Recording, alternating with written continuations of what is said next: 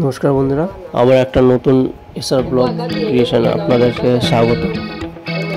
আজকে আমরা গেছি ট্যুর অ্যান্ড ট্রাভেলসের সাথে সিমলা মানালি ট্যুর করতে, যেগুলো আপনাদের সামনে তুলে ধরা হচ্ছে।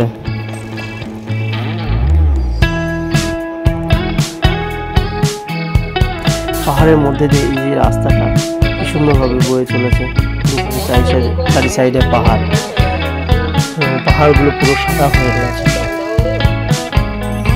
পুরো যেন মনে হচ্ছে বরফের চাদরে ঢেকে রয়েছে। এই রাস্তার ধারে পাহাড়গুলো যেন কেউ সারি সারিভাবে পেন্সিল দিয়ে এঁকে দাঁড় করিয়ে দিয়েছে, এরকমই মনে হচ্ছে। পাহাড়গুলো এতই সুন্দর, যেটা আপনাদের সঙ্গে শেয়ার করে খুবই ভালো লাগছে। আপনারা দেখুন, দুই সাইডে পাহাড়গুলো যেন সাদা চাদরের মতো বরফে ঢেকে রয়েছে। What if I'm not good enough? Split personality, sometimes sour, sometimes sweet. An M. Night Shyamalan story called Everything's Peachy. Can we just skip straight to plot twist, please? এই রাস্তাগুলো এতটাই মসৃণ যে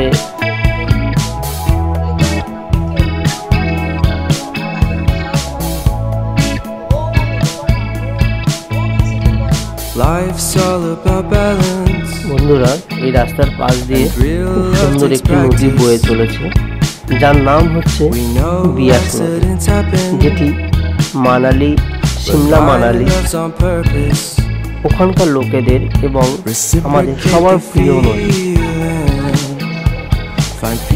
এই নদীটি খুবই সুন্দর এবং এর জলটা এতটাই স্বচ্ছ, পুরো কাচের মতো। আপনি সিমলা থেকে শুরু করে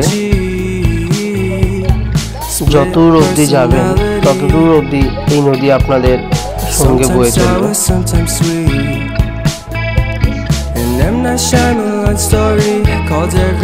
এই নদীর জল এতটাই স্বচ্ছ যে আপনি আপনার মুখটা পর্যন্ত দেখতে পারবেন, এতটাই স্বচ্ছ, কাচের মতো পুরো একেবারে।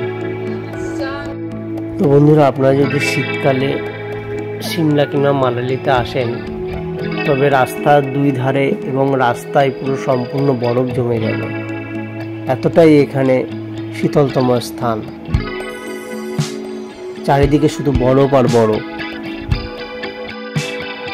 রাস্তার সাইড থেকে রেলিং দেওয়া রয়েছে যাতে কোনো দুর্ঘটনা না ঘটে, কারণ এখানে প্রায় শোনা যায় এসব রাস্তায় ধস নেমে গেছে, দুর্ঘটনাও ঘটে গেছে। এই বিয়াস নদীর জলটা পুরো একদম সবুজ একেবারে। এই সিমলা মানালিতে বছরের প্রায় সময় রাস্তায় কাজ চলে, কারণ হচ্ছে এখানে ম্যাক্সিমাম সময় শোনা যায় রাস্তায় দুই ধারে ধস নেমেছে, যার ফলে এখানে প্রতি বছরই কাজ করা হয় এখানে। তো আমরা এখন চারিদিকে ঘুরে ফিরে আমরা হোটেলে এসে পৌঁছালাম। হোটেলে কিছুক্ষণ বিশ্রাম নিয়ে আমরা আবার আমাদের পরের যে ঘোরার জায়গাটা সেখানে যাব,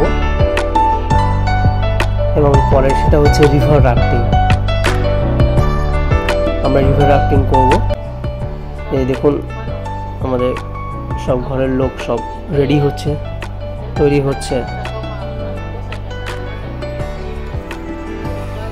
আমাদের হোটেল থেকে বাইরের দৃশ্যটা এতটাই সুন্দর, খুব সুন্দর লাগছে। চারি সাইডে শুধু পাহাড় আর পাহাড়।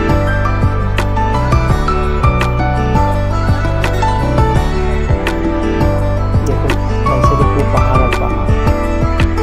আমাদের হোটেলের সামনে একটা মনেস্ট্রি আছে, যেটা আমাদের একদম হোটেলের সামনে থেকে, আমাদের ঘরের সামনে থেকেই দেখা যায়। এত সুন্দর দৃশ্য যা কোনোদিন দেখতে পারবো না, খুব সুন্দর দৃশ্য লাগছে। আমাদের হোটেলে ব্যালকনি থেকে এটি দেখা যাচ্ছে।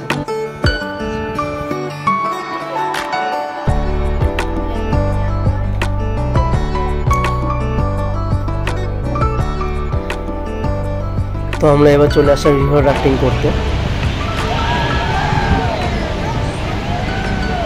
এই বিয়াস নদীতে রিভার রাফটিং করা খুবই কষ্টকর এবং খুবই কঠিন, কারণ এখানে এত পরিমাণে স্রোত আর জলটা পুরো একদম পুরো বরফ, পুরো একেবারে এতটাই ঠান্ডা।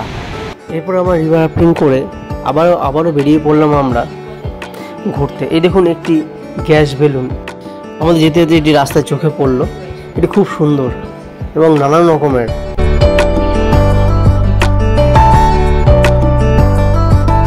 এখানে এই পাহাড়ে এতটা পরিমাণে গাড়ির জ্যাম লেগে থাকে, রাস্তাটা তো খুবই ছোট।